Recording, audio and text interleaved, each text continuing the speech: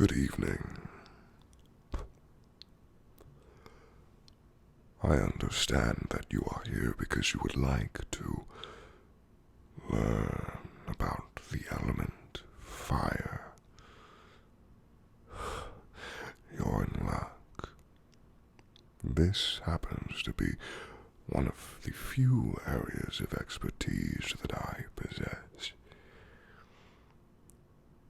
If you would like to learn about fire as an element relating to the human condition, witchcraft, and linguistics, I seem to be your man. Please allow us to begin our journey into fire. If you will, allow me to read a definition of fire as it pertains to modern witchcraft.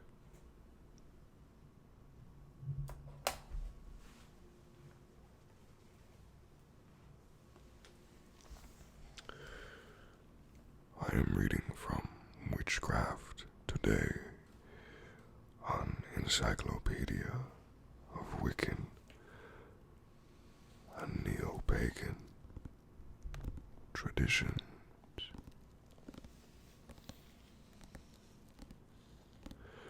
This is an abridged but useful grimoire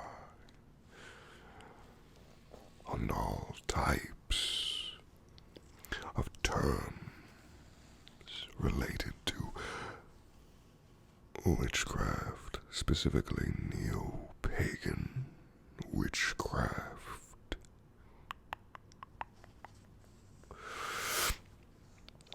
The book defines fire as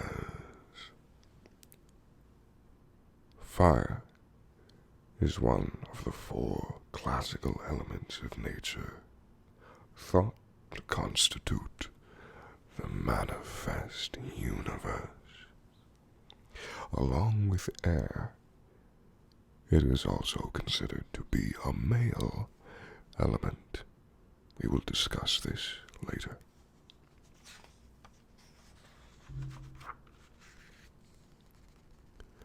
The direction south, accent, courage, struggle, animosity, jealousy, anger, the color orange, the metal gold, the sword, regarding tools for witches, that is, not the instrument of battle, and the tarot suit, sword, are all associated with fire. Fire was believed to be able to destroy evil, which was the reason that witches were burned at the stake. Now, fire is, as mentioned prior, one of the four elements that all life consists of. You have fire and air, the masculine element. And then there is water and there is earth. These are the feminine elements. But those other three are neither here nor there, because today we are discussing fire. Let's delve deeper into the principle of fire by taking a look at some of the related entities in the world of magic. Let's consult the idea of the salamander.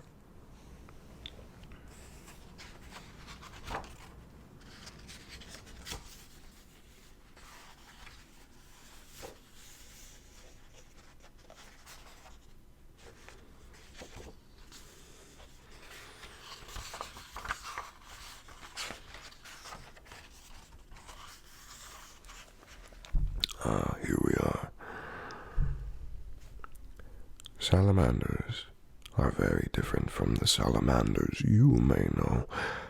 Salamanders, not to be confused with the amphibians by the same name, are fairy-like creatures associated with the element of fire. They are said to be fairy beings who appear as lizards and are said to reside deep in the earth and in fires. They are responsible for all fires, from the tiniest match strike to the most dramatic volcano explosion. In the occult tradition, fire is associated with activity and with the quality of inspiration. And fire elementals, or salamanders, are said to work with human beings to maintain their vitality, inspiration, and enthusiasm. Now, salamanders are the archetypal spirits of the fire element, and as such are occupied with maintaining the heat of the earth. In magic, salamanders are the fire elementals of one of the directions, usually south, that are invoked in rituals.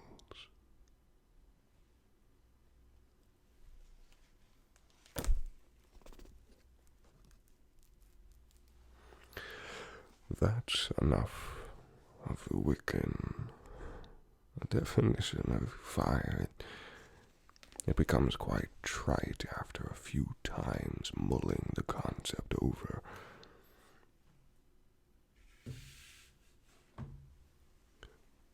But it's an interesting concept nonetheless.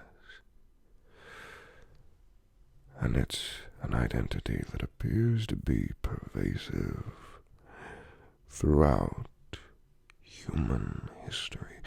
The idea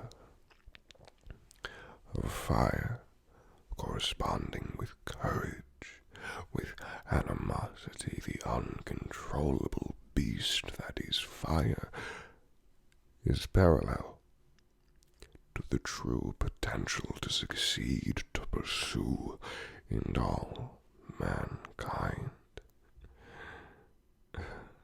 Now we can wax philosophic all we want, or perhaps we can see a demonstration.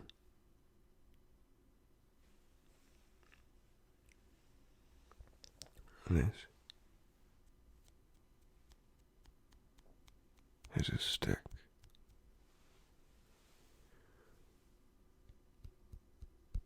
Of incense.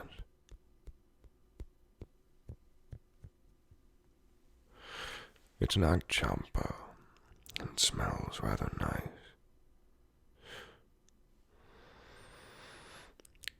It smells like crispness, a sweet yet subdued crispness.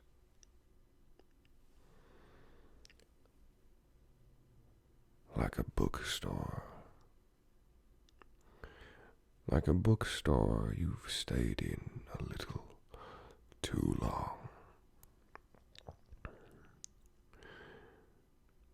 Now, allow me to demonstrate the power, the controlled power of fire.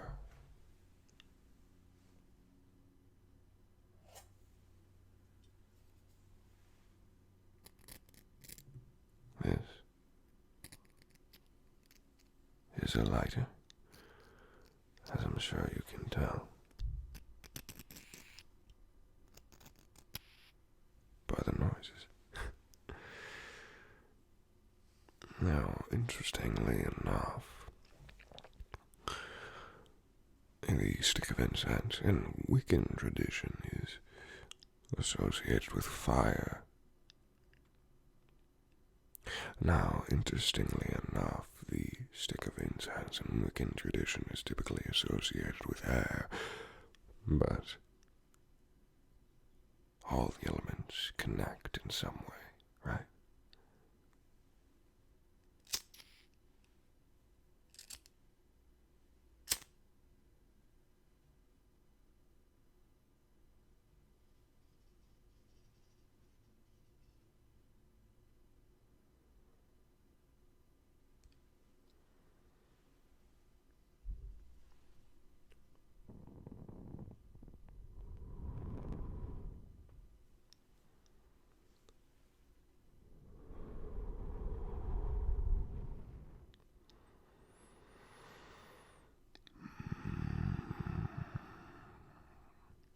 Now that is decadent.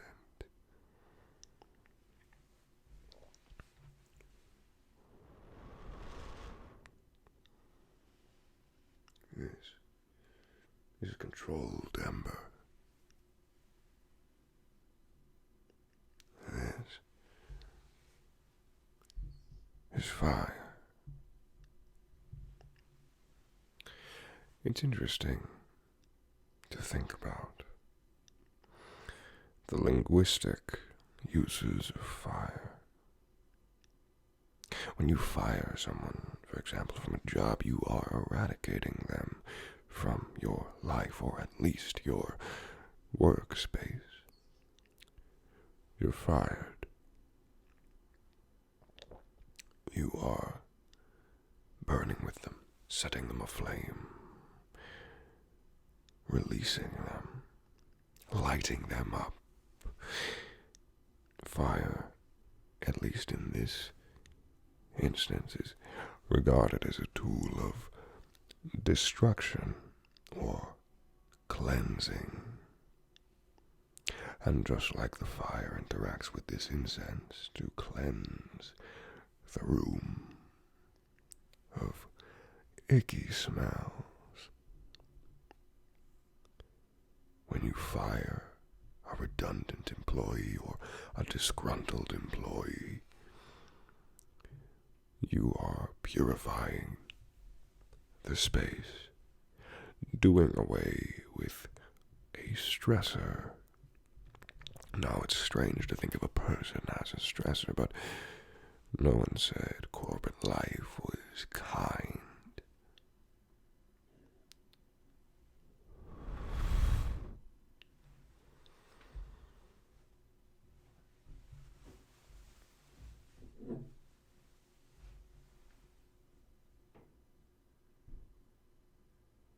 Let's do away with this.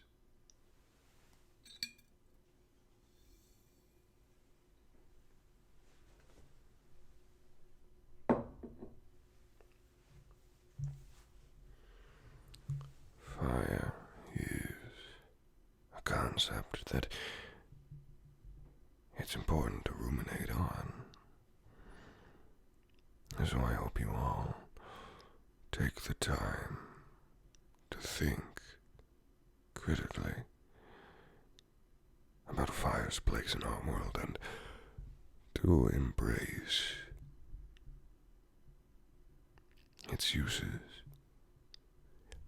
the romance behind fire, and its earth-shattering properties.